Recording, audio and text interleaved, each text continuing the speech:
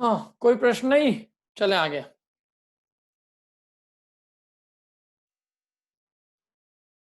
चलिए, शरीर के प्रति राग।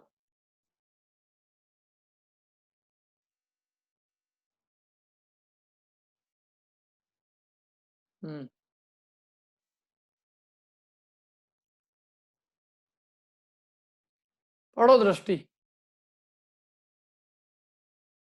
शरीर की भावार्थ। भावार्थ। शरीर के प्रति राग हमेशा संतापजनक है, क्योंकि उसके साथ क्षुधा त्रसादि अनेक वेदनाएं उत्पन्न होती हैं। वह रोग का घर है और पवित्र तथा सुंदर भोजन वस्त्रादि वस्तुएं भी उसके संपर्क से मलिन, दुर्गंधित और अपवित्र हो जाती हैं। ऐसे घृणित शरीर को अच्छा रखने के लिए रखने की दृष्टि से भोगोपभोग की सामग्री की इच्छा करना निरर्थक है। बहुत बढ़िया, एकदम स्पष्ट है। तो क्या कि ऐसा गंदे शरीर के लिए भोगोपभोग की सामग्री की इच्छा करना बेकार है, क्योंकि शरीर जो है, कितना ही कुछ करो शरीर को, लेकिन वो हमेशा जिसको कितना दुखी उत्पन्न करता है। दो तीन बातें कही यहाँ पे कि एक तो उसमें अनेक क्षुधा त्रसादि वेदनाएं निरंतर उत्पन्न होती रहती है। दूसरी बात ये कि रोगों का घर है वो, क्या बीमारियों की घर है वो। कितना ही आप करो, लेकिन अनेक बीमारियां फिर भी उत्पन्न होती रहती है। ज्यादा पोसो तो भी बीमारियां होती है, नहीं पोसते जो लोग उनको बीमारी कम हो रही है, और जो खूब पोस रहे हैं उनको भी बीमारियां हो रही है।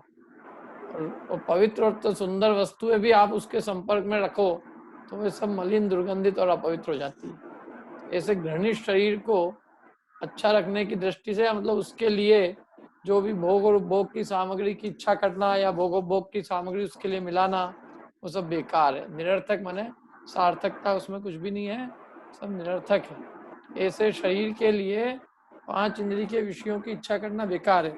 हम क्या समझते हैं मालूम? हम ये मानते हैं जैसे कि शरीर की सेवा करते हुए अधिकांश लोग ये मानते हैं कि हम अपने कर्तव्य को निभा रहे हैं। क्या भैया, ये तो अपना कर्तव्य, अपन ये नहीं करेंगे क्या? ये तो अपनी ड्यूटी है। तो वो कह रहे कोई ड्यूटी नहीं है अपनी शरीर के प्रति, अपनी कोई ड्यूटी नहीं। अपनी ड्यूटी अपने आत्मा के प्रति है, शरीर के प्रति काय की ड्यूटी है क्या उसको? और तुम कितनी ड्यूटी निभाओ उसको, उसका परिणाम उसके अनुसार होएगा। तुम लाख अच्छे काम करो उसके लिए, लेकिन फिर भी उसको जो रोग आना है, बुढ़ापा आना है, क्या वो अपने मलिन जो स्वभाव है उसका, वो जो का त्यों ही रहेगा। तो इसलिए ऐसे शरीर को कि जिसके लिए हम चाहे जो कुछ चाह रहे हैं, हम अपना कितने उपयोग देवे, उसके स्वरूप में कुछ परिवर्तन आना नहीं है, तो उसके प्रति फिर हमारा कर्तव्य निभाने से क्या सिद्धि? बेकार ही हम अपने लिए, हम उसके लिए समय जाया कर रहे हैं। समझ में आया ना? जैसे हम सोच रहे हैं कि इसको अच्छा सही रखो, या इसको अपने को बिल्कुल ध्यान रखना चाहिए ताकि अपने को धर्म में काम आए, लेकिन आप कितने ही ध्यान रखो, लेकिन रोग आदि होने होते हैं तो होते ही है। इसको ध्यान रखने से कुछ ध्यान नहीं, इसको कोई सिद्धि नहीं है। आप अपनी आत्मा का कार्य करो और इसको कस के रखो, तो ये आपके लिए काम का है। ठीक है, समझ में आ रही बात बराबर सबको? देखो अगली पंक्ति क्या कह रहे हैं। वास्तव में रागादि संताप का कारण नहीं, अपितु उनके प्रति होने वाला ममत्व भाव, एकता बुद्धि ही संताप का वास्तविक कारण है। जिसको शरीर के प्रति ममत्व नहीं है, उसको शरीर को अच्छा रखने की बुद्धि से भोगोपभोग की सामग्री की चिंता या इच्छा नहीं रहती। हाँ, वास्तव में जो कल वो थे ना, सौरभ जी ने बात कही थी ना, है कि नहीं आज वो?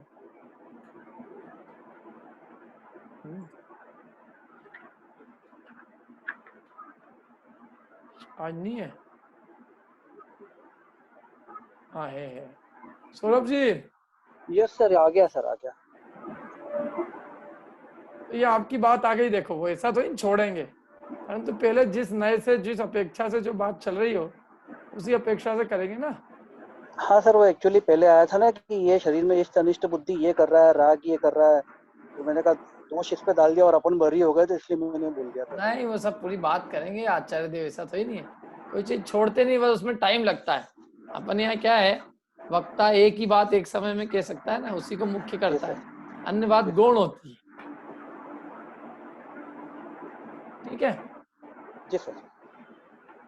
तो वास्तव में शरीर संताप का कारण नहीं है, अपितु उसके प्रति होने वाला जो ममत्व भाव है, उसमें जो अपनेपन की बुद्धि है, या उसमें जो अहम पने की बुद्धि है कि यही मैं हूँ, वास्तव में वो एकत्व ममत्व बुद्धि संताप का वास्तविक कारण है।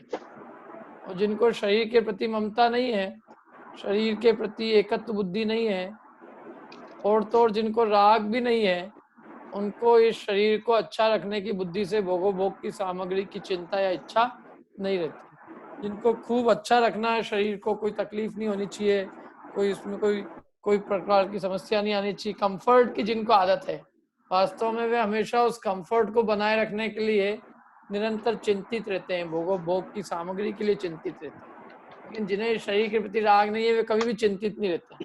क्यों? इसको आज जाना हो तो आज जाए, कल जाना हो तो कल जाए, हम तो इसके प्रति निर्ममत्व है। देह के प्रति निर्ममत्व ही धर्म है। उस दिन सुभाष जी रोकड़े जी आ जाए क्या? हाँ, सुभाष जी ने एक बात कही थी कि पंडित जी, धर्म शरीर को अच्छा रखना धर्म के लिए आवश्यक है, तो ठीक है, लेकिन वास्तव में देखा जाए तो शरीर को ममता छोड़ना ही धर्म है। तो आपने ममता छोड़ दी तो धर्म हो ही गया, फिर शरीर का क्या हो कोई चिंता करने की जरूरत ही नहीं है। शरीर की ममता छूट गई माने धर्म हो गया, और शरीर की ममता नहीं छूटी और हमने शरीर को अच्छा स्वस्थ भी रखा, पूजन पाठ जाप स्वाध्याय सामायिक सब करते रहे, तो भी जो असली काम धर्म का होना चाहिए वो तो हुआ ही नहीं। धर्म का काम ये तो ही नहीं है कि धर्म शरीर की क्रियाओं से अपने को जो है वो जो दैनिक क्रियाएं वो करते रहो, उतना ही धर्म नहीं है। धर्म तो असली इन सब क्रियाओं को करके ये है कि हम उस देह में अपनापन छोड़ दे, उस देह में ममता पना बुद्धि छोड़ दे, उसमें राग छोड़ दे, और वो छूट गया तो धर्म हो गया। फिर मर भी जाए धर्म तो, शरीर तो कोई चिंता की बात नहीं। बात मतलब यदि आपने देह के प्रति एकता और ममत्व बुद्धि छोड़ दी तो आपका धर्म प्रकट हो गया, और एकता ममता बुद्धि नहीं छोड़ी तो आप चाहे शरीर को कितने स्वस्थ रख के और शुभोपयोग की सारी क्रियाएं भी कर लो, षट आवश्यक भी पालो, देव पूजा करो, गुरु उपासना स्वाध्याय संयम तप दान सब करो, लेकिन वे सब शुभोपयोग रूप क्रियाएं तो होगी, पुण्य रूप क्रियाएं, लेकिन उनमें धर्म नहीं होगा। क्योंकि आपका धर्म क्यों नहीं होगा? क्योंकि आपकी देह की ममत्व बुद्धि एकत्व बुद्धि पड़ी हुई है। इसलिए असली धर्म तो असली धर्म तो शरीर के प्रति एकता और ममता छोड़ना ही है। समझ में आया ना? जिंदा रह के भी आपको क्या करना है बताओ? शरीर आप सबको टिकाए रख के करना क्या है? जैसा हम शरीर टिका रहेगा तो हम खूब धर्म करेंगे, क्या करोगे धर्म बताओ तो? धर्म के नाम पे क्या करोगे तुम? क्या करोगे धर्म के नाम पे? अरे भाई साहब, धर्म तो यही है कि आप इस देह के प्रति ममता छोड़ दो। आपने वो छोड़ दिया तो आप इसी समय धर्मात्मा हो गए। आपको लॉकडाउन के खत्म होने की भी इंतजार करने की जरूरत नहीं। आप अभी इसी समय धर्मात्मा बन सकते हो। तो धर्म करने के लिए इंतजार की जरूरत नहीं है कि अभी इतना समय होएगा फिर हम धर्मात्मा बनेंगे। क्या? जिस क्षण हम देह के प्रति एकता ममता छोड़ देंगे, हम उसी समय धर्मात्मा हो जाएंगे। फिर हमारा शरीर मरण भी हो जाए तो भी कोई चिंता नहीं। और हमारा दूसरी तरफ हमने शरीर कितने सुरक्षित रखा, लेकिन अपने देह के प्रति एकता ममता बुद्धि नहीं छोड़ी, तो आप कितनी पूजन कर लो, पाठ कर लो, जाप दे दो, सामायिक स्वाध्याय सब कर लो, लेकिन अभी धर्म प्रकट हुआ नहीं कहलाए। जो काम करना है वो करो।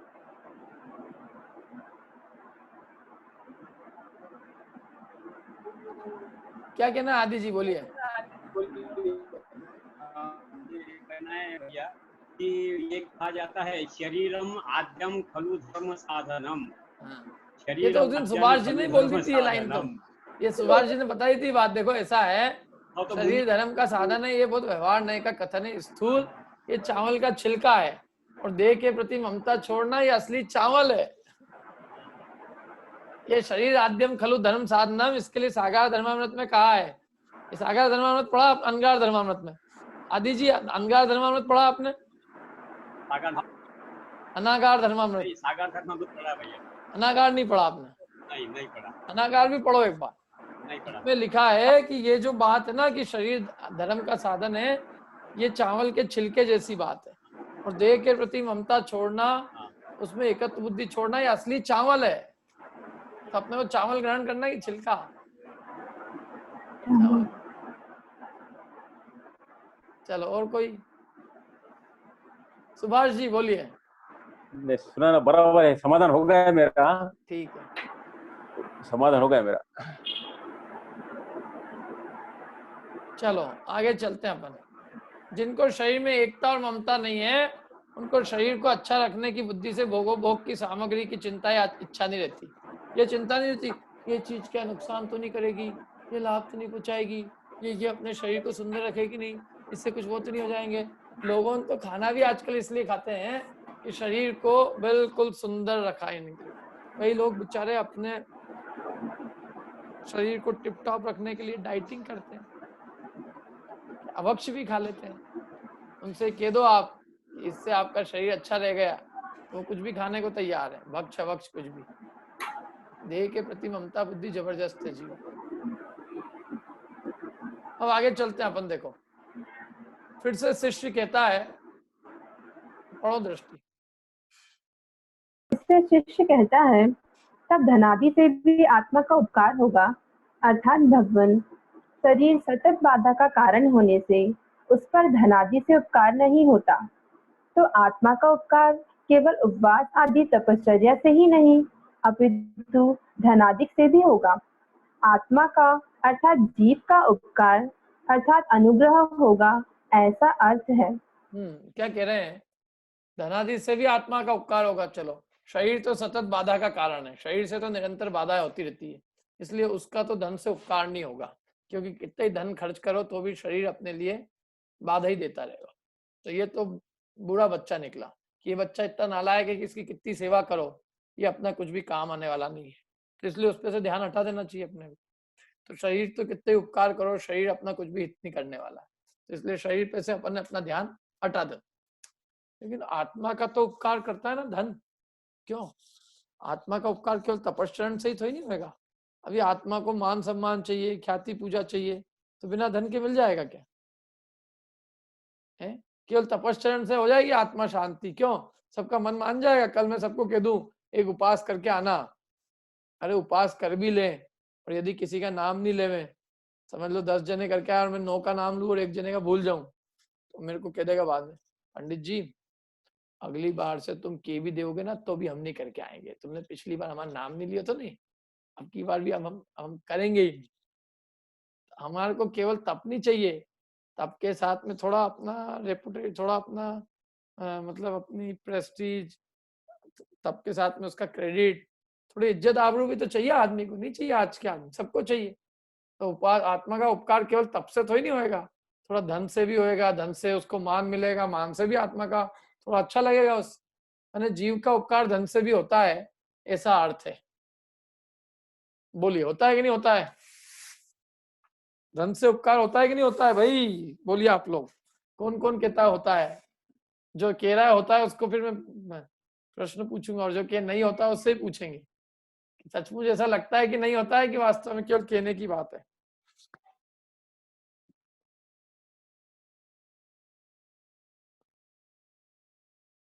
बताइए, कोई नहीं बता रहा है। धन से उपकार आत्मा का होता है कि नहीं होता है? हाँ या ना? हाँ हो तो तर्क देना और ना हो तो भी तर्क देना।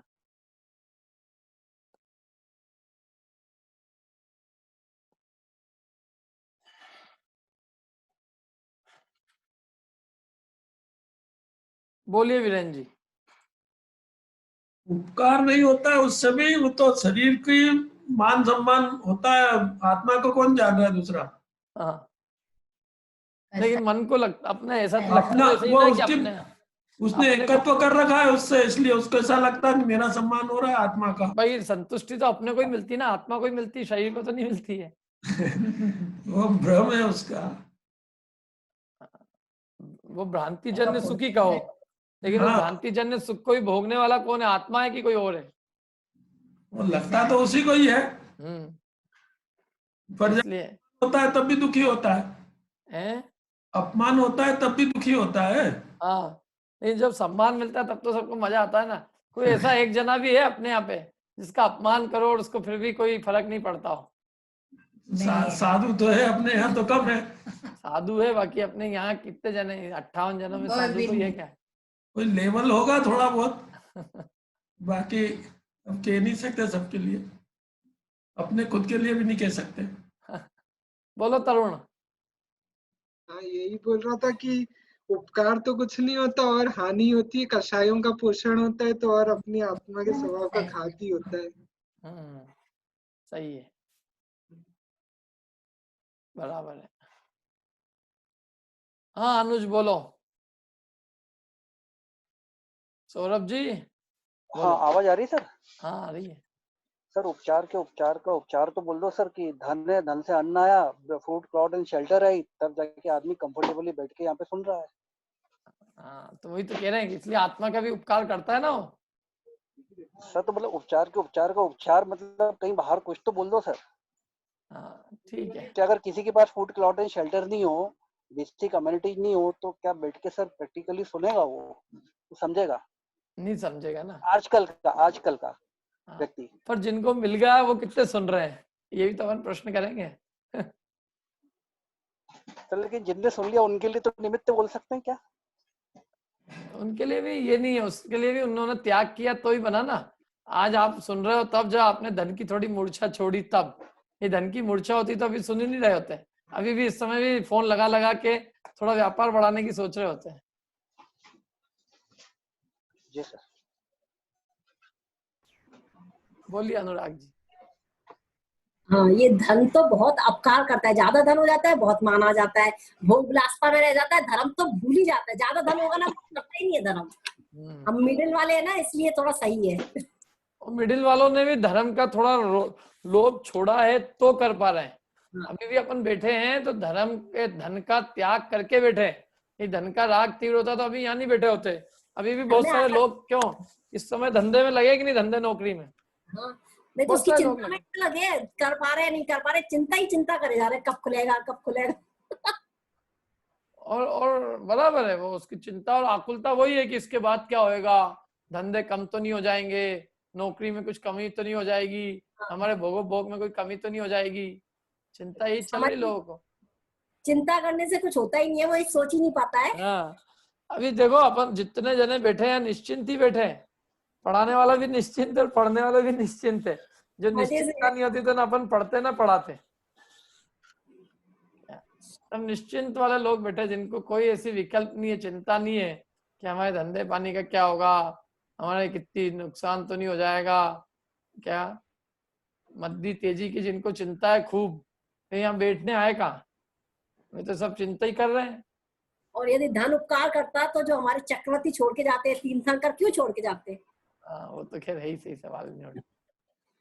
वास्तव में तो ऐसी बात है, लेकिन यहाँ अब वो क्या है, लोगों को ऐसा लगता है कि भैया इसके बिना काम कैसे होएगा। देखो आदि जी बोलिए, आदि जी क्या बोल रहे हैं? सर मुझे ये कहना है कि धन है तो ही हम दान कर सकते हैं, पूजा अर्चा स्वाध्याय कर सकते हैं और शरीर को भी अच्छा रख सकते हैं ना, नहीं तो इसलिए धन से तो आत्मा का ही उपकार होता है, नहीं कैसे बोल सकेंगे।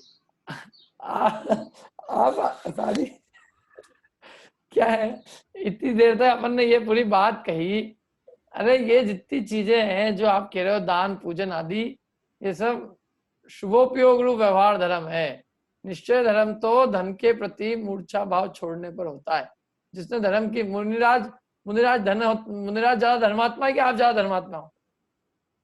धर्मात्मा मुनिराज है, तो उन्होंने सब धन का त्याग कर दिया तो भी वे ज्यादा धर्मात्मा है। इसका मतलब धन से कुछ नहीं होता। हाँ, और बोलिए अल्पा जी। भैया उपकार धन का नहीं है, उपकार तो आपका है जो आप अपना समय देके हम लोग को पढ़ा रहे हैं। नहीं वो तो खैर अलग बात है। अभी तो बात तो हम लोग के लिए ये बहुत अच्छा समय हो गया। हाँ तो अब देखो, जो लोग कोई कहे कि इसमें धन, तो इसमें धन क्या कर रहा है? धन का तो कोई रोल ही नहीं है यहाँ पे अपने। धन का तो कहीं पे भी कोई रोल नहीं है। हाँ। बोलिए वंदना जी। यदि धर्म समझ में आए तो धन का रोल नहीं है, यदि धर्म नहीं समझ में आता तो उसी में उलझा रहता, धर्म में ही नहीं आ पाता है। सही बात है। वो धन भी बल्कि धर्म करने के लिए भी वो धन कमाने में ही लगा रहता है। हाँ मतलब भाई आप नहीं, आप शारीरिक से प्रॉब्लम हो, मानसिक प्रॉब्लम हो या उसी में उलझे हो, आपके पास टाइम ही नहीं है। सही बात है। आप क्या कर सकते हो बताओ? सुबह से शाम तक सिर्फ रोटी की चिंता करोगे, क्योंकि वो कंपलसरी है। ये अपने को बाद में लगता है कि नहीं, सेकेंडरी है, कि जब आप शांति से शरीर रहेगा तो फिर अपन धर्म करेंगे। मतलब इसके हिसाब से तो नहीं है, पर हम एक अपना व्यू बता रहे हैं। नहीं तो आप बताओ कितने लोग ऐसे हैं जिनको खाने पीने को नहीं, आप बैठा के सुना लो 1 मिनट भी सुन ले वो तो। मैं तो कहता हूँ कि खाने पीने को मिल रहा है, ऐसे भी कितने लोग हैं जो सुन रहे हैं। वो भी है, वो फिर भी सुन रहे हैं। कहाँ सुन रहे हैं? कितने नहीं सुन परसेंटेज है और कितने नहीं सुन रहे परसेंटेज मान रहे हैं, उसमें समझ नहीं आ रहा धर्म कितने का ही वो काम है ना। हैं। पर जिसको अच्छा खाने पीने की चिंता पूरे समय लगी है, घर की, फैमिली की, अपनी, तो वो तो 1 मिनट नहीं सुन सकता, सोच भी नहीं सकता है। देखो चिंताएं भी है ना, अपने अपने ऊपर रहती है। बाकी अन्न का उदय, आज हिंदुस्तान में सबको इतना अन्न का भंडार है कि भोजन सबको मिल रहा है, फिर भी ना थोड़ा कम ज्यादा थोड़ी बहुत अभी समस्या हुई है, लेकिन नॉर्मल रूटीन में भोजन तो मिलता ही था ना। मैंने ऐसे ऐसे भी लोग देखे हैं अन्य मतावलंबियों के, जो कि 2 टाइम रोटी जिनकी व्यवस्था है, लेकिन अपने यहाँ पे अपने जैन मंदिरों में आके शास्त्र स्वाध्याय सुन लेते हैं। और वो बराबर तीर्थ यात्राएं भी किसी के साथ चले गए कर ली, और बिल्कुल सिंपल साइकिल से जाने वाले लोग, और फिर भी वे लोग जो है शास्त्र स्वाध्याय में आ रहे हैं। और अच्छे अच्छे अरबपति उद्योगियों को देखा है जो अपने जैनी और नहीं आ रहे हैं। ऐसे भी लोग हैं क्या? हाँ वो तो है। वो धर्म समझ पे आने की बात है। जिसको समझ में आ जाए तो सब। तो कोई भी लग सकता है, और नहीं आए तो आप जितना समझा लो वो नहीं लगे। हाँ बस लाख बात की बात यही है, समझ में आ जाए तो 2 रोटी भी संतोष हो जाएगा उसको।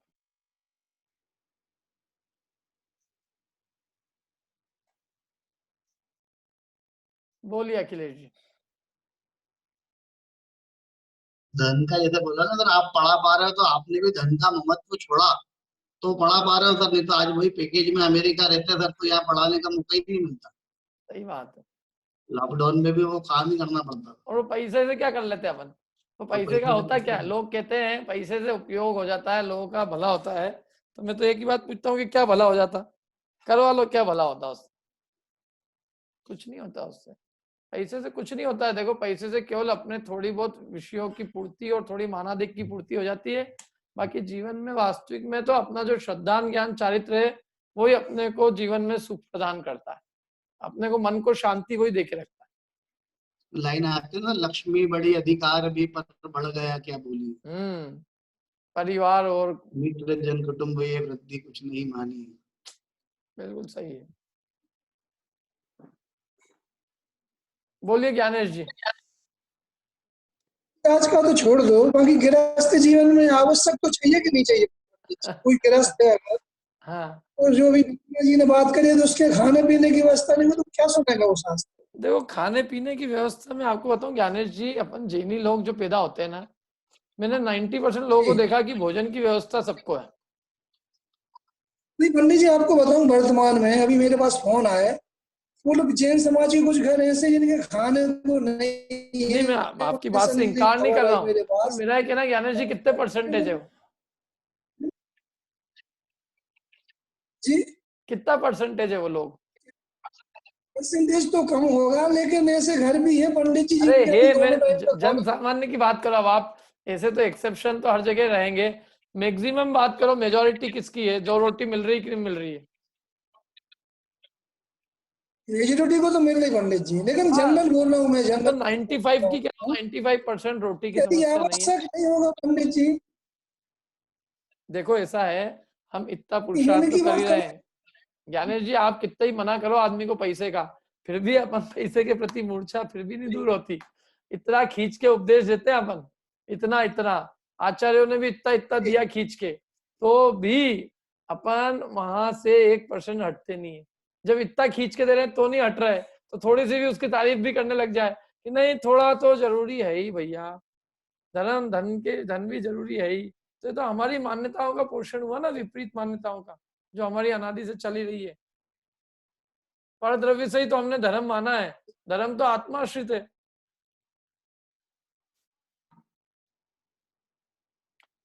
बताओ। अरे तिर्यंच कर लेते, जानवर, कुत्ते, बिल्ली, तिर्यंच है, असंख्या, सम्यक दृष्टि। कहाँ है उनके पास, क्या है बताओ, बोलिए ज्ञानेश जी। उनके पास तो कुछ भी नहीं है। हाँ, हम तो कपड़े भी हैं, वस्त्र भी है, कम से कम दिन में एक बार भी भोजन मिल रहा है तो मिल रहा है, ऐसे प्रतिकूल परिस्थितियों में भी मिल रहा है। आप तिर्यंच की तरफ जाके देखना आप, तो आपको लगेगा ये जी कैसे रहे आदमी। ऐसी भरी गर्मी ये में तो है। कबूतर, कभी आप छत पे जाके झाँक के देखो, अपन इतने आराम से बैठे हैं यहाँ अंदर, ये कबूतर बेचारे पानी की प्यास के मारे मर जाते हैं। और सातवें नरक में इतनी प्रतिकूलताओं के बीच सम्यक प्राप्त कर लेते हो। समझ की बात है, समझ जब जाग जाए तब अच्छा है। धन समझ पैदा नहीं कर सकती, धन सब कर सकता है, लेकिन आप में ज्ञान उत्पन्न नहीं करा सकता है। ज्ञान ऐसी चीज है जो जीव में स्वयं से आती है। धन से यदि ज्ञान खरीद लिया होता, विवेक खरीद लिया होता ना, तो सारे धनाढ़ विवेकी और ज्ञानी हो जाते, सम्यक दृष्टि हो जाते। लेकिन सम्यक दर्शन होने के लिए धन का कोई लेना देना नहीं है। एक निर्धन चांडाल भी सम्यक प्रकट कर सकता है, और एक अच्छा अच्छा धनवान भी जो है मिथ्या दृष्टि रह सकता है। बराबर है ज्ञानेश जी?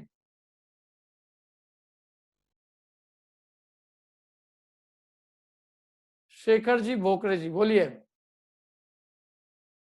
धन से अनुकूलता तो संसार में अनुकूलता तो प्राप्त कर सकते हैं, लेकिन वो धर्म का कारण बन सकते हैं, लेकिन धर्म में मिल सकता उससे। हाँ, और वो कारण भी उसके लिए जो उसका उपयोग करे तो, नहीं तो कारण भी काय का। उसका उपयोग करे तो उसका अभी चक्रवर्ती होके भी वो धर्म पात सब राजभोग सब छोड़ के वनवास में जाते हैं। उधर जाने के बाद में भोजन की चिंता नहीं रहती, सब छोड़ के जाते हैं। कैसा होगा आहार विहार सब कुछ नहीं देखते हो। सही है। तो धन इसमें धर्म में कुछ ये नहीं है क्या? सही है, धर्म के लिए धन की आवश्यकता नहीं है। बोलिए जयंत जी। ये धर्म की रुचि लगने में पूर्व संस्कार भी कारण होते हैं? हाँ बिल्कुल, नहीं 100% कारण होते हैं। जैसे कितने घर के माहौल मतलब नहीं रहता है पर बच्चे रहते हैं, और कितनी बार रहता है पर बच्चे नहीं करते हैं। हाँ, सब अपनी अपनी रुचि की होती है जी। एक ही भाई नरक चले जाता है, एक मोक्ष चले जाता है। राम लक्ष्मण को ही देख लो आप, इतनी प्रेम मित्रता, इतनी प्रीति थी आपस में, फिर भी लक्ष्मण जी नरक चले गए, रामचंद्र जी मोक्ष चले गए।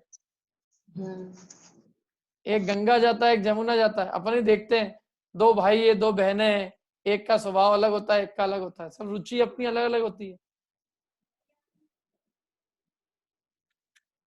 है ना?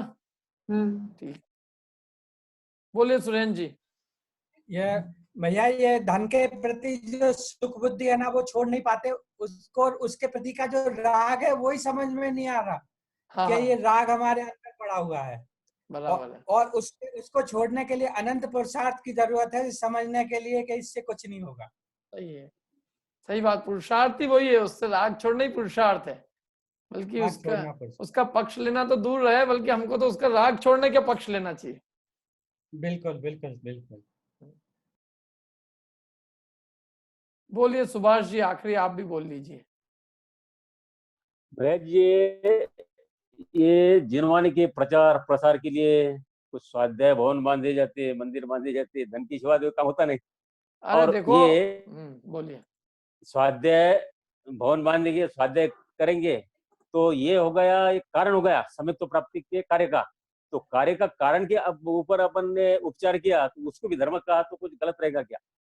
नहीं, तो वो उसके लिए अलग से बहुत धन कमाने की जरूरत नहीं है। आप यदि 100 जने सुनने वाले हैं, सब लोग अपने अपने घर के लिए मकान बनाते हैं, ऐसे एक स्थान बना लिया, तो उसमें कोई बहुत बड़ा धन नहीं चाहिए। और दूसरी बात, उसमें भी यदि मोक्ष मार्ग का प्रयोजन रहे तो, और नहीं तो सांसारिक प्रयोजन आ जाए तो क्या है। सबसे बड़ा तो अपना उद्देश्य सही होना चाहिए। जो आज मंदिर है हम उनका भी उपयोग कर सकते हैं नया बनाने की जगह।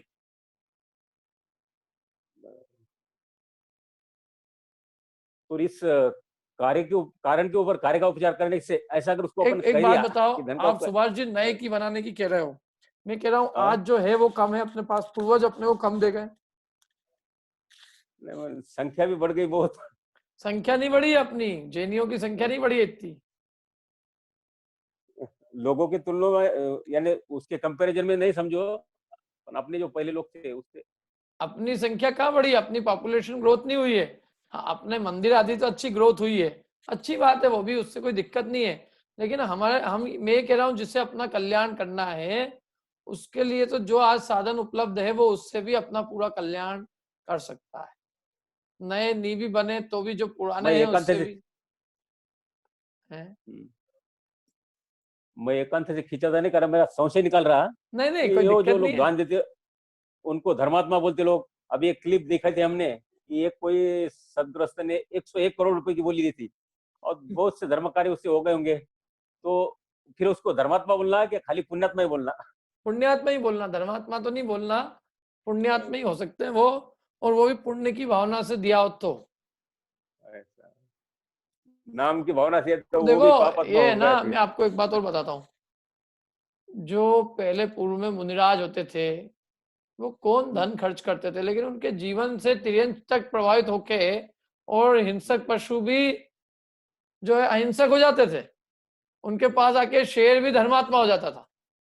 क्या पैसा था उनके पास, उन्होंने चक्रवर्ती तीर्थंकर बना दिया, उन्होंने शेरों को तीर्थंकर बना दिया, हाथियों को तीर्थंकर बना दिया। हम 101 करोड़ दे के भी एक तीर्थंकर क्या, एक भगवान भी नहीं बना पा रहे हैं। जो यह उनकी एक प्रश्न है, यहाँ ऐसा प्रश्न वीतरागता की जो उत्पन्न ताकत थी, जो उन्होंने अपनी वीतरागता से जो काम किया, क्या वो पूरे 3 लोक की संपत्ति भी कर सकती है? नहीं नहीं कर सकती। नहीं, उनका पुरुषार्थ ही वैसा था उनका। हाँ, उन्होंने क्या कार्य किए, उन तीर्थंकरों, मतलब उनके समागम में आने वाले तिर्यंच तीर्थंकर बन गए। बराबर है, उनके चरित्र का प्रभाव ही ऐसा था समझो। हाँ, वो चीज ही अलग होती है, वो उनके कछु पर रुपए की इस जरूरत नहीं पड़ती है। पर इस भीषम पंचम काल में वैसा चरित्र कोई नहीं कर सकते। तो नहीं करेंगे तो कुछ नहीं होएगा, पैसे से भी क्या हो जाएगा। प्रभाव पड़ता है जीवन से। देखो, रुपए पैसे से प्रभाव नहीं पड़ता, व्यक्ति के आचरण का, उसके श्रद्धान और ज्ञान का प्रभाव पड़ता है। आप किसी के, ये चरित्र अच्छा मेन वही है समझो। देखो एक बात मैं बताता हूँ आपको सुभाष जी, कि है ना, मैं 50 बातें बोलूं तो बातें तो कोई भी कर सकता है, ऐसा नहीं कि आप लोग भी नहीं कर सकते, कोई भी कर सकते, हर व्यक्ति कर सकता है। लेकिन कितना उस व्यक्ति को, उसका खुद को श्रद्धान है, उसका खुद का आचरण, उसने खुद ने अपने जीवन में कितना उतारा है, ये सब बातें बहुत मायने रखती है। क्या व्यक्ति को आप किसी के साथ रह रहे हो, आपने उसको 25 बातें बोली है, इसमें से आप एक भी नहीं पाल रहे हो तो आपका बच्चा भी नहीं सुनेगा क्या। और यदि आप कुछ नहीं बोल रहे हो किसी को, लेकिन आपका आचरण उस बच्चे को अपने आप प्रेरणा दे रहा है, तो बच्चा बिना बोले भी आपसे 10 बातें सीख जाएगा। नहीं सीखता, घर का बच्चा अपने आचरण से ज्यादा सीखता है कि अपनी वाणी से सीखता है। नहीं आचरण से सीखेगा, हाँ, आचरण से ज्यादा प्रभाव पड़ेगा, बहुत प्रभाव पड़ता है आदमी की लाइफ स्टाइल से, आदमी के जीवन से, उसके श्रद्धान ज्ञान आचरण से। जो भी होगा व्यक्ति दूसरा भी, वो उससे वो होता है, वो उससे सीखता है वो। नहीं तो आप खावे काकड़ी दूसरों को बतावे आखड़ी, तो वो उसका कुछ फर्क भी नहीं पड़ेगा। बराबर, यानी आचरण का महत्व है, पैसे का महत्व नहीं। हाँ, पैसे कुछ नहीं। 100 करोड़ यदि नहीं ऐसा होता तो मुनिराज से धर्म प्रभावना ज्यादा क्यों होती, पैसे वालों से ही होती फिर।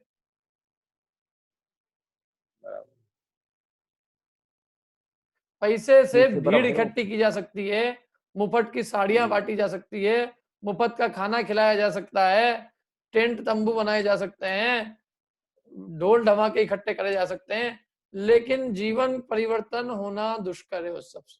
जीवन परिवर्तन एक का भी झांक के देखोगे आप तो देखोगे कि कुछ नहीं हुआ।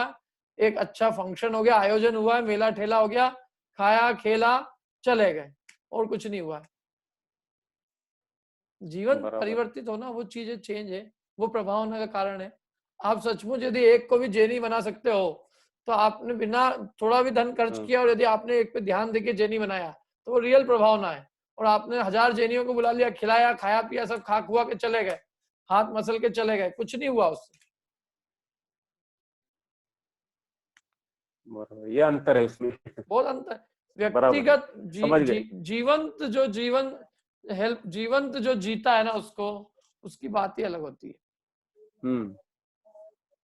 धर्म जीने की चीज है, शिक्षा उपदेश की नियमात है।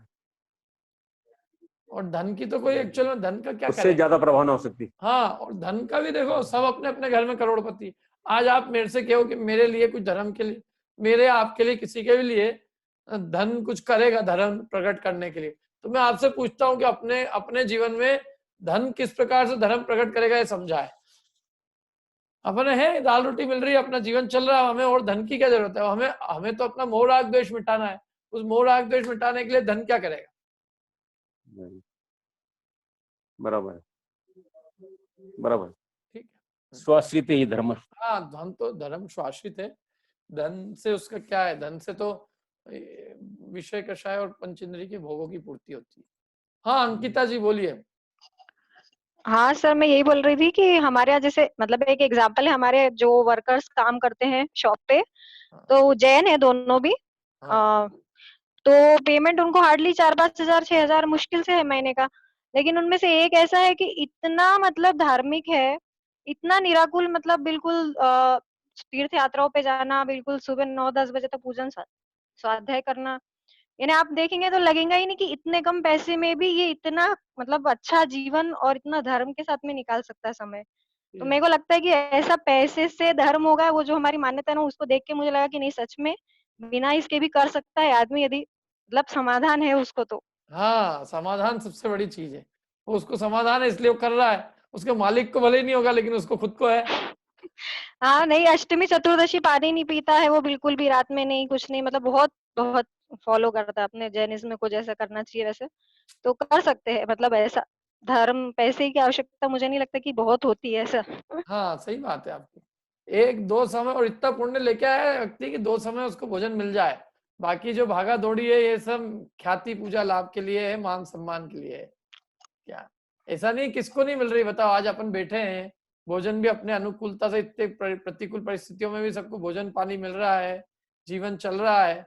क्या तो इसलिए इतना पुण्य तो हम लेके आए हैं। अपने ऊपर है। अभी इतना पुण्य, ऐसी परिस्थिति में भी कुछ लोग इसी समय का उपयोग विषय कषाय के लिए कर रहे हैं, भोगों के लिए कर रहे हैं, और कुछ लोग उसी समय का उपयोग धर्म के लिए भी कर सकते हैं। ठीक है ना, चलिए आगे चलें अपन। हो गया, सबके सबके समाधान हो गया, बढ़िया। गुरु कहते हैं, देखो गुरु जी की पूछ सुनते हैं तो अपन ने अपनी तरफ से सबल लोगों ने विचार विमर्श किया। गुरु कहते हैं वैसा नहीं है, अर्थात तू धनादि से आत्मा का उपकार होना मानता है परंतु वैसा नहीं है। क्यों नहीं है वैसा? धन से उपकार होना क्यों नहीं है? तो उसका उत्तर देते हैं, देखो पढ़ता हूं मैं। यज्जीवस्य उपकाराय तद्देहस्य उपकारकम्, यद्देहस्य उपकाराय तज्जीवस्य उपकारकम्। इससे सरल कोई गाथा नहीं हो सकती। 1 2 3। यज्जीवस्य उपकाराय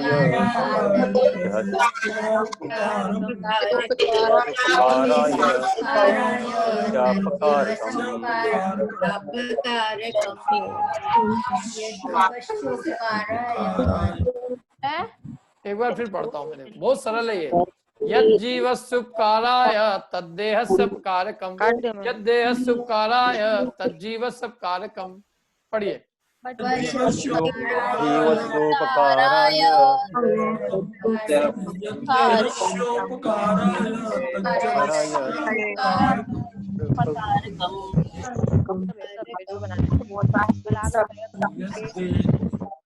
अच्छा एक बात बताओ, राम के रूप किस किसने याद किए? मैं तो ऐसे ही बोलता रहता हूँ, बोले ना पंडित जी क्या है, तो बोलते रहते हैं, तो याद करना नहीं करना हमारे ऊपर है। अमन ने याद किया। और किसी को राम के रूप याद हो? अनुराग जी, चलो अच्छा बढ़िया। और डॉक्टर वंदना जैन, और हमारे डॉक्टर दीप्ति जैन भी है क्या अभी यहाँ पे? नहीं है। और 2 ही जने हैं, वंदना जी और अमन जी। अनुराग जी, कीर्ति जी, हाँ 3 जने।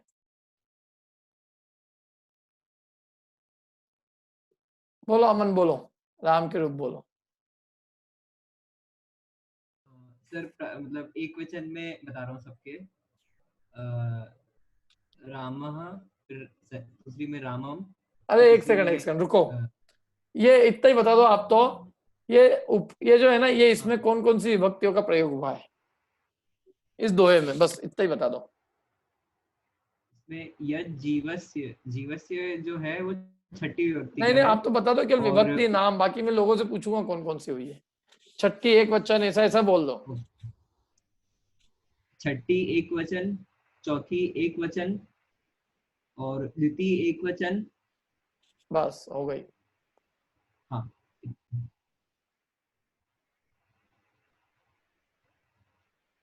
हाँ वंदना जी, हाँ, लगाओ आप कौन कौन सी कहाँ है।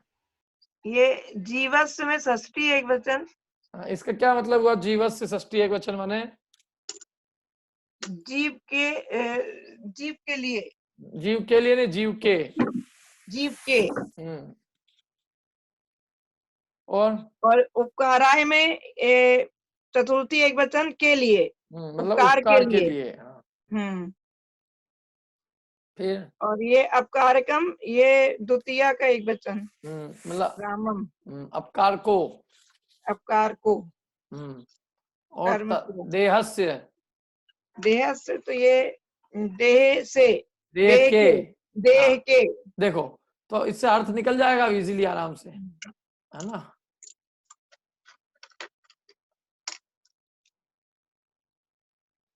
अर्थ लगाएंगे आप अनुराग जी, कीर्ति जी, पहली लाइन का?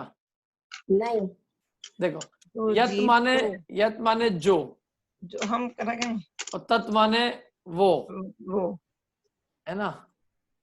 वंदना जी एक मिनट है, मैं बता देता हूँ, फिर कर देना आप भले।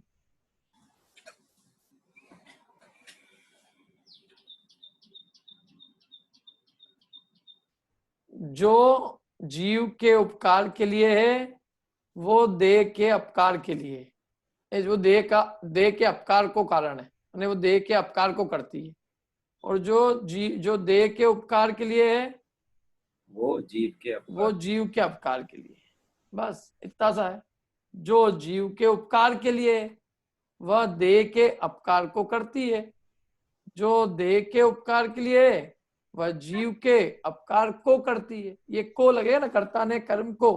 और यत माने जो, तद माने वो। जो जीव के उपकार के लिए है वह देह के अपकार को करती है। जो देह के उपकार के लिए है वह जीव के अपकार को करती है। समझ में आ गया? बोलिए वंदना जी। अर्थ ही बता रहे थे। हाँ बोलो। अच्छा, अर्थ ही बता रहे थे, ठीक है ठीक है, यही है ना, और कुछ है?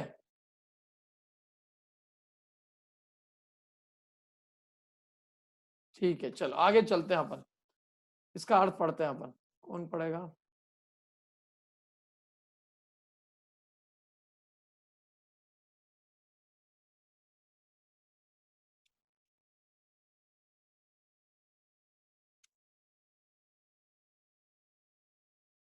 हाँ अनीता जी, आप पढ़िए अन्वयार्थ, केवल अन्वयार्थ पढ़ देना बस।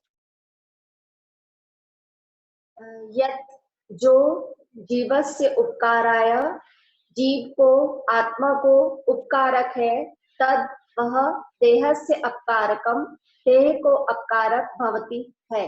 तथा और यद जो देहस्य उपकाराय, देह को उपकारक है, तद वह जीवस्य अपकारकम, जीव को अपकारक भवति है। हाँ अभी केवल हिंदी हिंदी पढ़ देना बस।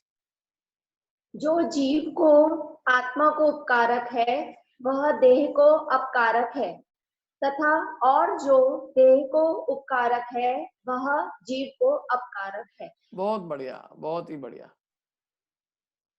कितना सरल सीधा है ये, देखो इसमें कुछ भी ज्यादा ऐसा कठिन नहीं है कुछ भी समझने को, सीधी सीधी बात है। अपन क्या कह रहे थे, धन आत्मा के लिए उपकारक है, और धन शरीर का उपकार करता, आत्मा के लिए नहीं करता। तो और जो शरीर के लिए उपकारक है वो आत्मा के लिए क्या है, अपकारक। माने धन आत्मा का उपकार तो करता नहीं है, बल्कि और अपकार और करता है।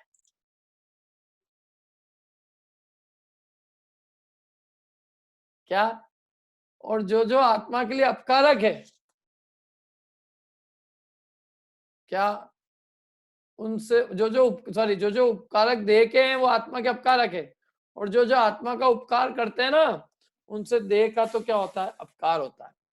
जैसे आत्मा का उपकार करने वाले काय क्लेश है, तो देह बेचारा सूख के ही हो जाएगा, मांस सूख जाएगा, चमड़ियां सूख जाएगी, हड्डियां रह जाएगी, नख सिर तंतु ताल रह जाएंगे, तो आत्मा का उपकार होएगा। सीता सती ने अपनी तपस्या की भयंकर, केवल हड्डियां शेष रह गई, ऐसा घोर तप तपा, मांस पूरा सूख गया। तो यद्यपि शरीर के लिए तो भयंकर अपकार किया, लेकिन आत्मा का उपकार हुआ। स्त्रीलिंग का छेदन कर दिया, 16वें स्वर्ग में इंद्र बनी, नीचे आएंगी गणधर बन के, मोक्ष को प्राप्त हो जाएगी। बोलो। और अपन खूब खाने खाएंगे पिलाएंगे, सोचेंगे खूब खिलाओ पिलाओ, धर्म होएगा इससे, और यहीं कहीं देव तो छोड़ो पता चला पहले नरक में भी जगह नहीं मिल रही है। क्या देह के उपकार से कभी जीव का उपकार नहीं होता है। करे जो आत्मा का, जो देह के उपकारक है उससे तो आत्मा का अपकार होता है। हाँ, और जो आत्मा का उपकार करने वाली होती है ना, उनसे देह का कोई भला नहीं है, वो सब देह को तो उससे नुकसान ही होता है। एक चीज हमेशा ध्यान रखना कि जो जो चीज मुक्ति मार्ग में उपयोगी है, वो चीज संसार मार्ग में अनुपयोगी है। संसारियों का और मोक्ष मार्गियों का 36 का आंकड़ा चलता है। आपको जो जो चीज अच्छी लगेगी, समझ लो आपके जो और परिवार वाले हैं जिनको धर्म की रुचि नहीं है, उनको वो चीज अच्छी लग ही नहीं सकती। यदि लग रही है उनको भी वही चीज, तो आपने भी धर्म नहीं किया। आपके जीवन की हर चीज उनको नापसंद होनी चाहिए। और आपकी समझ में है ना, मतलब जो जो मुक्ति के मार्ग के पथिक जीवों को पसंद होती है, वो संसारियों को पसंद नहीं होती है। संसारी जीव चाहते हैं भोग को अच्छा भोगा जाए, इंद्रियों का विषय पोषण किया जाए, कषाय आदि की पूर्ति हो, वो अच्छी लगती है। और धर्मात्मा को इन सब में रस नहीं होता है। तो वो तो क्या है कि रुचि अलग होने से जो आपको पसंद होगा वो संसारी को पसंद नहीं आएगा, और जो संसारियों को पसंद होता है वो आपको पसंद नहीं आना चाहिए। जो उनकी रुचि है वो आपकी रुचि नहीं हो, जो आपकी रुचि है वो उनकी रुचि नहीं हो। दोनों की रुचि अलग अलग है तो समझना हम मोक्ष मार्ग में बढ़ रहे हैं, और रुचि सेम है यदि, अभी दिक्कत है। अभी भाई हम तो धर्म भी खूब कर लेते हैं और हम तो सबके साथ एडजस्ट हो जाते हैं, नीचे वाले के साथ ताश खेल जाते हैं, थोड़ी देर इसके साथ पिक्चर देख लेते हैं, थोड़ी देर इसके साथ गाना वाना सुन लेते हैं, फिर वो खाने वाने की बात होती है वो भी कर जाते हैं। तो बेटा अभी तुम थोड़ा दूर हो। क्यों? क्योंकि तुम्हारी रुचि ऐसी टूटनी चाहिए कि इन सब में तुम्हें रुचि नहीं आनी चाहिए, बल्कि तुम्हारे जीवन से लोगों त्रस्त हो जाने चाहिए। जिस दिन तुमको गाली सुनने को मिले कि रोज 24 घंटे धर्म में लगे रहते हैं, कुछ करने की सूझती नहीं है, ऐसे उदासीन हो गए हैं, राग द्वेष होता ही नहीं है, कषाय कितनी करा होती नहीं है, इस आदमी को कितना ही गुस्सा दिलाओ गुस्सा ही नहीं आता है, तो वो गाली है लेकिन अपने लिए प्रशंसा है। वो अपने लिए सर्टिफिकेट है बहुत सारे कि अपन ने जीवन में कुछ किया है।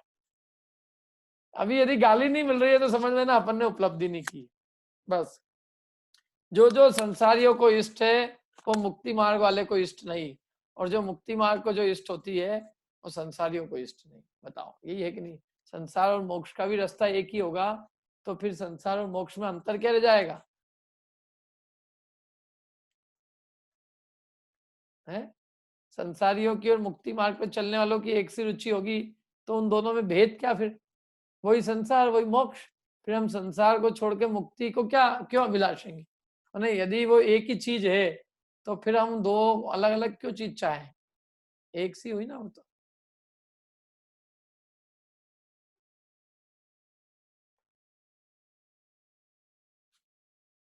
क्या इसलिए बहुत अंतर है। 36 का आंकड़ा कहा, 36 का कहते हैं ना, 36 का है इन दोनों का, 36 का आंकड़ा है। 36 का आंकड़ा मतलब जो जो हमें रुचता है वो उन्हें नहीं रुचे, जो जो उन्हें रुचे वो हमें नहीं रुचे। जो संसारियों को जो रुचता है वो मुक्ति मार्ग के पथिक को नहीं रुचता है। चीज ही अलग है, दोनों के रास्ते अलग है।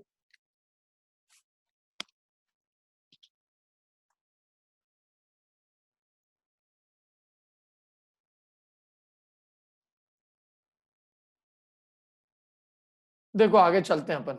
दो जनों ने कुछ पूछा है। मंजू जी बोलिए। मंजू जी हाँ बोलिए, कुछ पूछ रहे हैं आप? हाथ हाथ खड़ा किया आपने, नहीं नहीं गलती से हो गया क्या? हाँ गलती से हो गया। आप कहाँ से हैं मंजू जी? हम भोपाल। अच्छा अच्छा ठीक है। अखिलेश जी बोलिए। अभी ये संसारी और ये जो बात चल रही है, इसका एक वाक्य ये हुआ सर कि जैसे सोशल ग्रुप जो हम लोग ज्वाइन करते हैं, जैन सोशल ग्रुप, उसमें मिंटा और ये रिंकल दोनों को मतलब इतनी गालियां सुनने को मिलती है क्योंकि किसी भी उसमें पार्टिसिपेट नहीं करते हैं ये एक्टिव होके। वहाँ का खाना वाना भी छोड़ दिया था जो बनता, तो 3-4 लोगों ने तो खूब सुना है कि तुमको आना ही नहीं चाहिए, तुम उल्टा हमारा भी हम वो माइंड खराब करते हो और ये वो दिन भर धर्म धर्म की बात करते हो। फिर अभी इसमें कोरोना की चपेट में उनमें से एक कपल आ गया। अब वो कोरोना की चपेट में आया तो उनको इतना ज्यादा मतलब कोई भी सोशल ग्रुप वाला काम नहीं आया, सबने एक तरह से पूरा निग्लेक्ट कर दिया। फिर धीरे धीरे उनकी कुछ दवा आपस में उन्होंने कहीं से व्यवस्था करके थोड़े थोड़े वो ठीक हुए, घर पे ही, अस्पताल भी नहीं गए वो। और अब स्थिति ये है कि आगे चल के उन्होंने अपने क्लास के लिंक मांगी, हस्बैंड वाइफ दोनों सुन रहे हैं, दोनों टाइम की क्लास। इसके अलावा उनकी जो बहू बेटा वहाँ है अपने पुणे में, उनको भी लिंक भेजी और वो भी इस क्लास में भी ज्वाइन होकर सुन रहे हैं। और अब दिन में एक फोन जरूर लगाते हैं और इसके विषय में ही बात करते हैं, धर्म के विषय। तो ज्ञान आ गया उनको। मतलब इस कदर वो चेंज हुए कि ये रिंकल और ये भी सरप्राइज हो गए कि ये परिवार कैसे चेंज हो सकता है। ओंकार मंत्र भी कभी उनको उनका भी ज्ञान नहीं। पुण्य का उदय आदमी को मदहोश कर देता है। क्या जब आदमी को झटका लगता है तो समझ में आती है जीवन की वास्तविकता क्या है।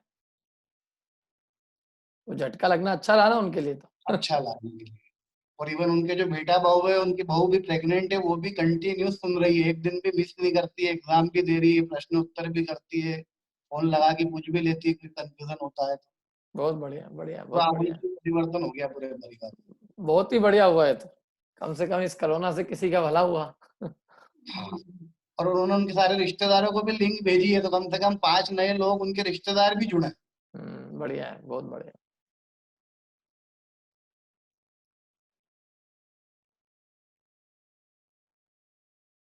देखो पढ़ते हैं अपन, टीका पढ़ते हैं, 1 मिनट।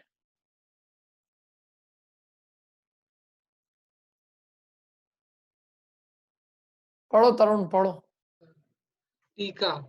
जो अनशनादि तप का अनुष्ठान जीव को पुराने तथा नए पापों को नाश करने में तथा दूर करने में कारणभूत होने से जीव को उपकारक है, वह तपादि आचरण देह को ग्लानि आदि का कारण होने से अपकारक है। हाँ देखो, पहला तो उदाहरण दे ही दिया। जो अनशन आदि तप का अनुष्ठान जीव को पुराने तथा नए पाप कर्मों का नाश करने में तथा दूर करने में कारणभूत है होने से जीव को उपकारक है। जो अनशन आदि तप जीव के लिए उपकारक है, वो देह को ग्लानि आदि का कारण होने से अपकारक है। देह के अंदर देह को ग्लानि होती ना, उपवास करने से। अभी अपने को सबको कल एक होमवर्क दो मैं सबको कि कल सबको उपवास करके आना है, तो ये जितने दिख रहे हैं ना 60 में से 30 गायब हो जाएंगे।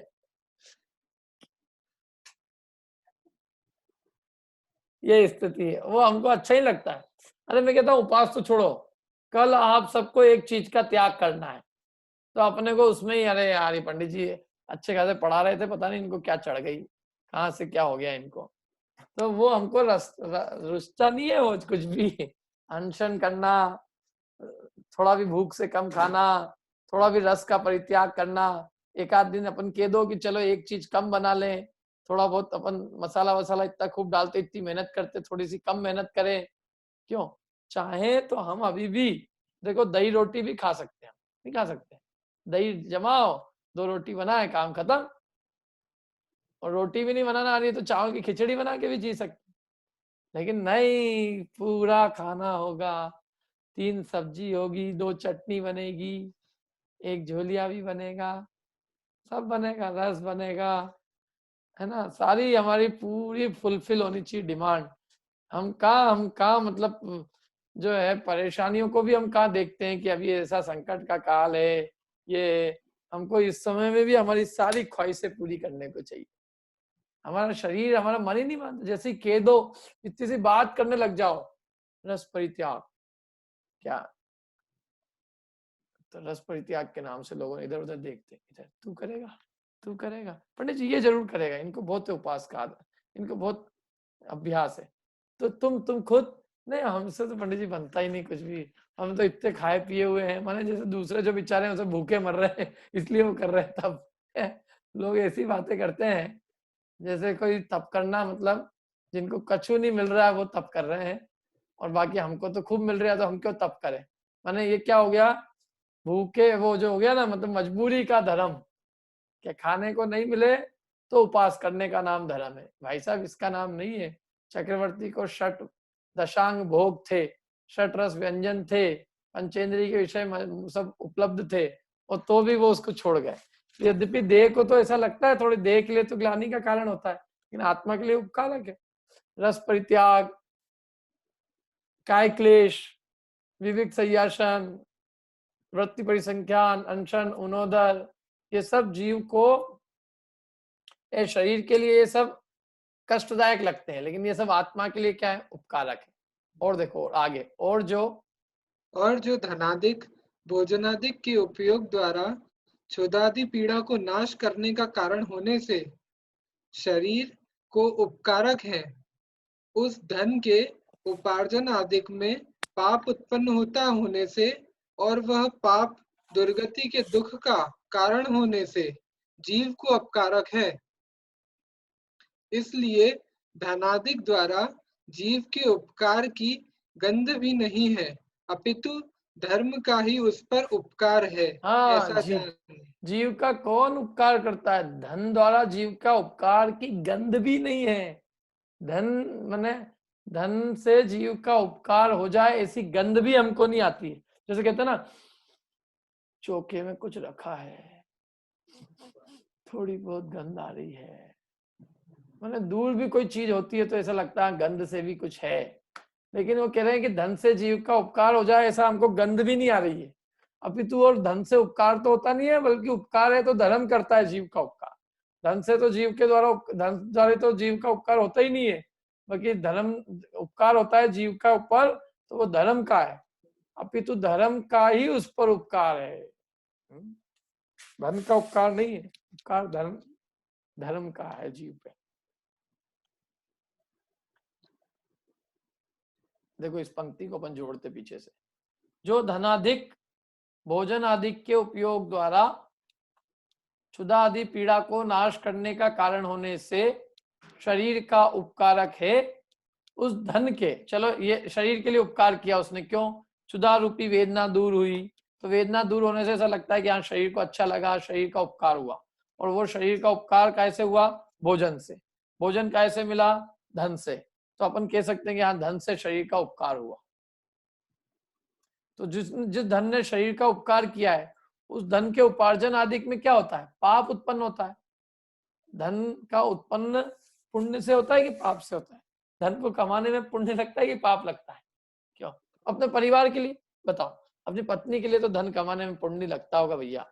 शरीर के लिए, अपने बाल बच्चों के लिए इतनी मेहनत कर रहे हैं, अपना कर्तव्य निभा रहे हैं। कई लोग तो इतना ऐसा उसको अच्छा मानते हैं कि जैसे कोई बहुत परिवार के लिए, पंडित जी हमारी बहू तो इतनी बढ़िया है, दिन भर सुबह से सब के लिए काम करती रहती है, चौका चूल्हा करती, परम धर्मात्मा है।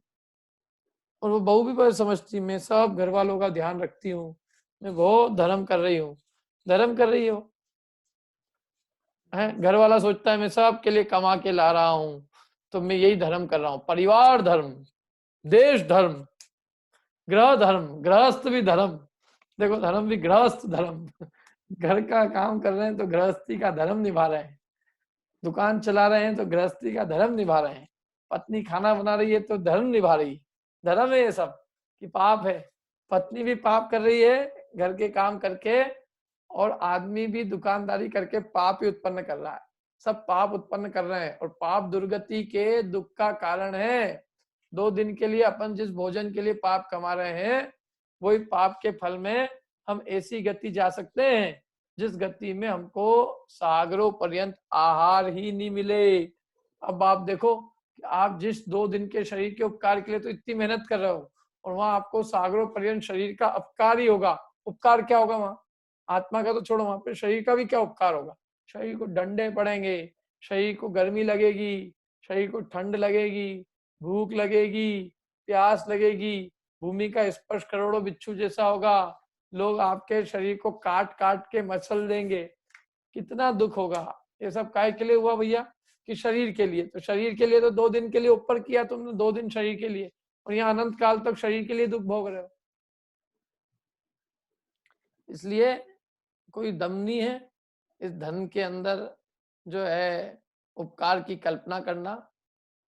क्या धन के उपार्जन ही पाप रूप है भैया, और पाप जो है दुर्गति का कारण है, दुर्गति में ले जाता है जीव को, और दुर्गति में जीव को बहुत दुख होता है। इसलिए वास्तव में तो धन का उपार्जन जीव को अपकारक ही है।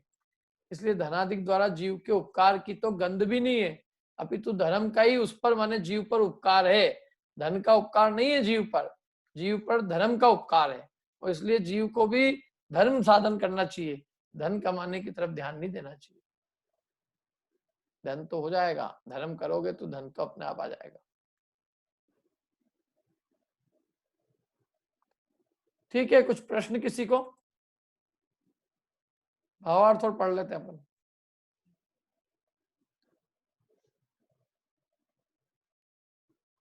सुभाष जी रोकड़े बोलिए, बोलिए सुभाष जी। यहाँ जो कहा धन उपार्जन पाप से होता है, पाप होता है धन उपार्जन करने में, तो मेरा ऐसा सवाल कि जो चक्रवर्ती करे वो तो पुण्य से उनको मिला ना।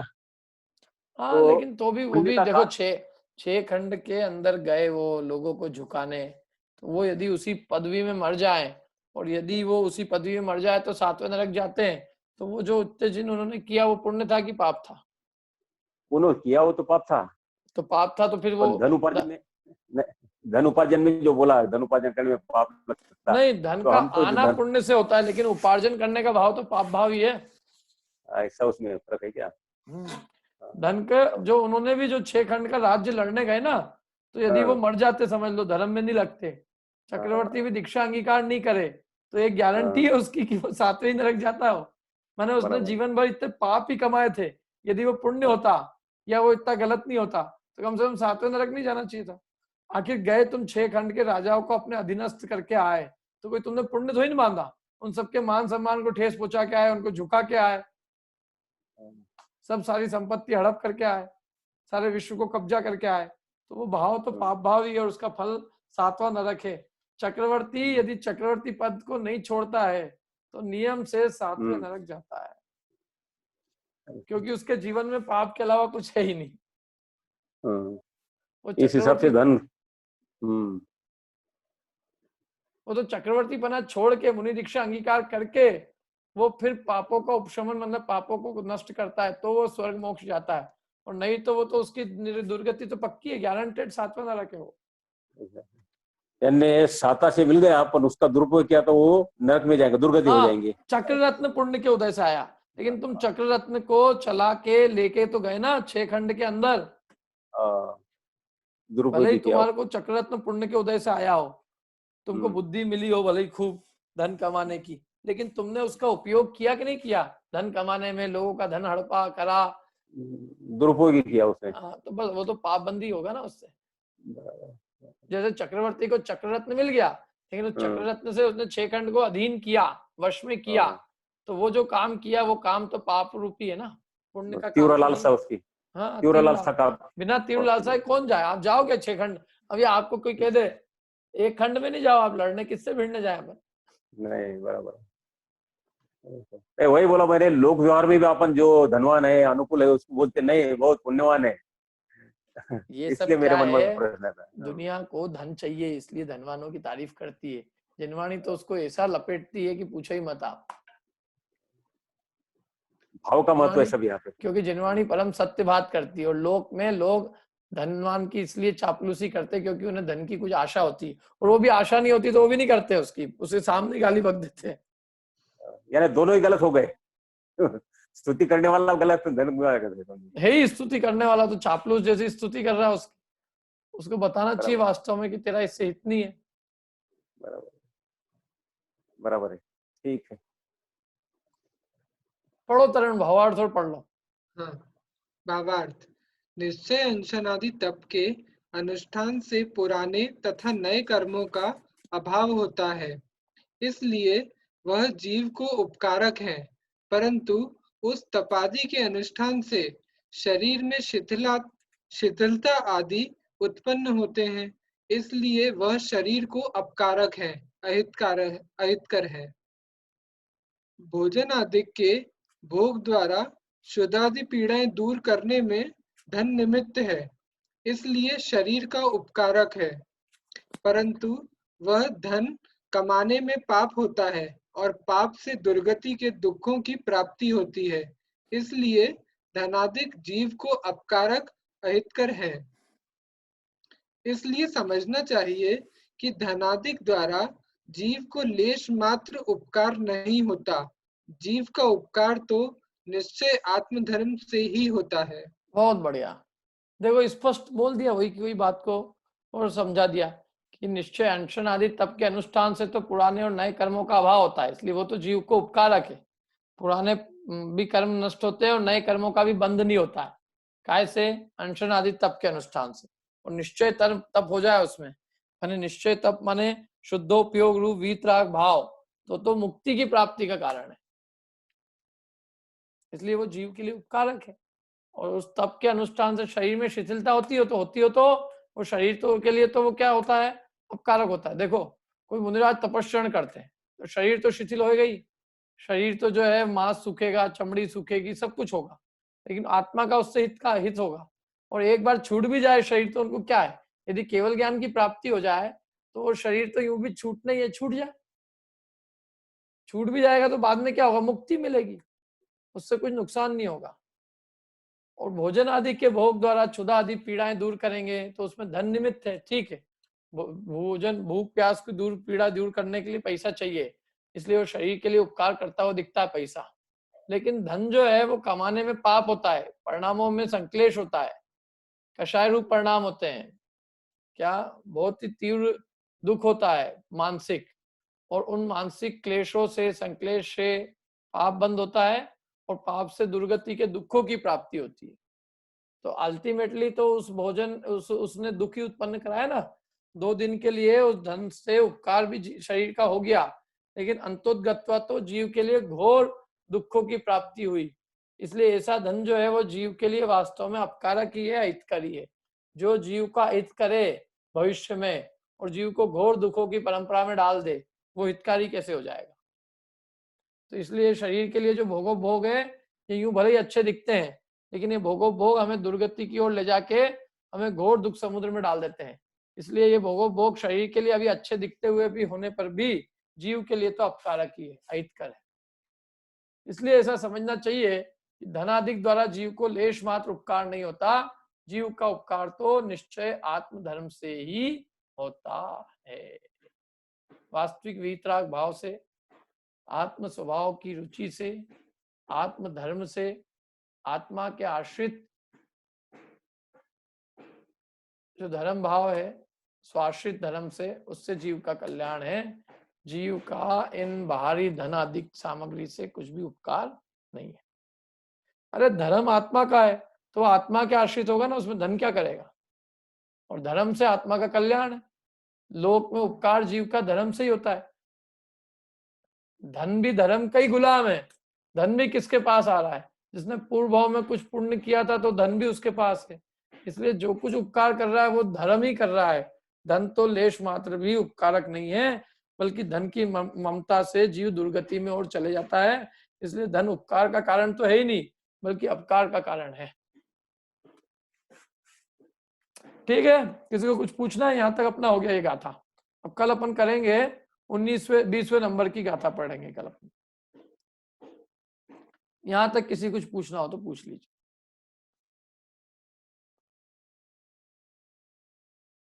हाँ, अनुराधा जी कह रही कमाने का भाव ही पाप भाव है। सही बात है, कमाने का भाव पुण्य भाव नहीं है, पाप भाव है।